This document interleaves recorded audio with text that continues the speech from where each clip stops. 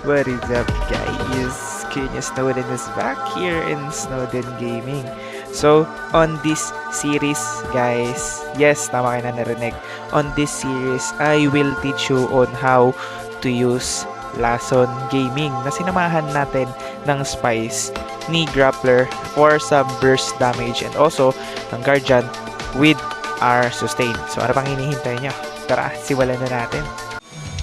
Ayun, kalaban natin si R. Grabe, season 0 pa lang naglalaro na siya. Ang taas ng kanyang trophy. 3,300, no? We will try to win this game, no? So, tandaan nyo lagi, guys. Manalo, matalo, okay lang yan. So, with this lineup, guys, lagi lang natin isi-save yung mga cards ni Ninja hanggat wala pa siyang combo. So, yung mga cards ni Ninja, itong Raging Flame, and itong si Kunoichi. So, intayin muna natin makomplete yung cards niya para saktong-sakto yung burst capability natin. So, for this round, gamit lang tayo nitong Rising Dragon and we're gonna sapak-sapak this yan. Sapak-sapakin natin yan, pare. Napakasakit ng damage yan. Sabay turn end na tayo. Okay, nag-energy gain lang siya, no? So, energy gain, guys, 3 energy siya and ibabalik lang nun yung energy niya. So, kumbaga, nag-damage siya sa atin tapos babalik lang yung 3 energy niya. So, ang main purpose nun is para lang mag-rotate yung cards niya, no?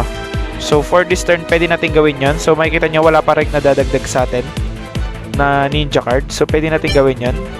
Damagean lang natin yung gitna niya, no? So, sabay tira tayo ng energy gain din sa front niya. So, actually, pwede na nating palabasin tong maliit nating tropa sa likod. Coveran natin siya ni Grappler, no? Coveran natin siya. So, energy gain lang tayo. Balik energy yun. 3 energy yung ginamit natin for energy gain. Pero, babalik lang yung energy nun natin. So, tumira siya ng debuff. So, okay lang. Hindi pa naman tayo naglalagay ng lason sa kanya. So, hindi pa yung madi-debuff. So, medyo masakit lang yung pagkakatira niya sa atin, no?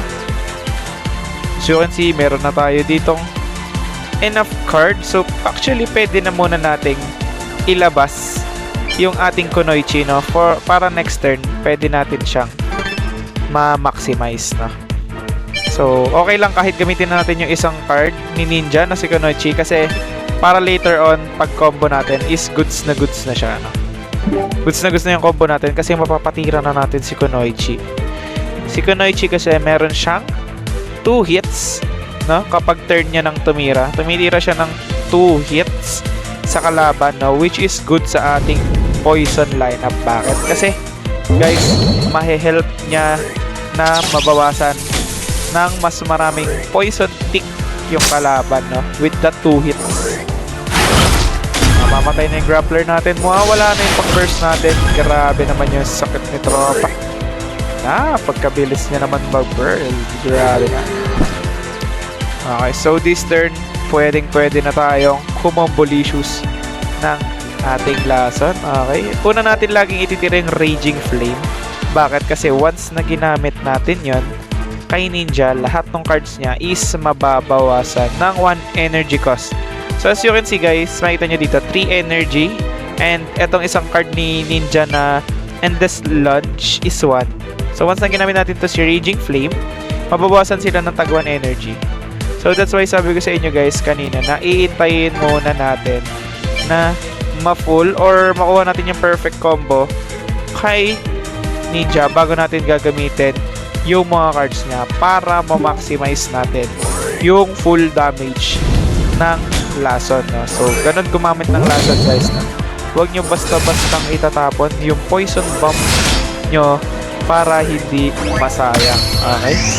So, tira lang siya ng sustain. All goods lang yan dahil pure damage naman tayo sa kanya. So, masakit lang masyado yung kanyang samurai, no? Napakasakit, pare. Napakasakit. Pero all goods lang yan. All goods lang, pare. All goods na all goods lang. All goods lang yan.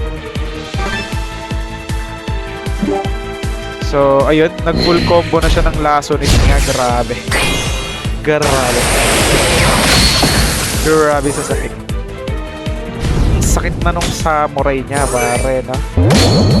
Grabe na yung bawas ng samurai niya sa hindi tayo pinatawan ni Chuba. Grabe, hindi tayo pinatawan.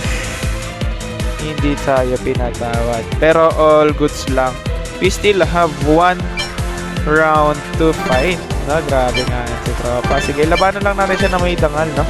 Okay, magsusurrender, guys. Laban lang tayo na may dangal, no? So, ayun, GG kay tropa. So, yun nga, guys. Natalo tayo in that game. Pero okay lang yan, no? So, stay tuned on this series to know more about some tips and tricks on how we can use our lesson lineup. So, kita-kits on our part 2, guys. Bye-bye!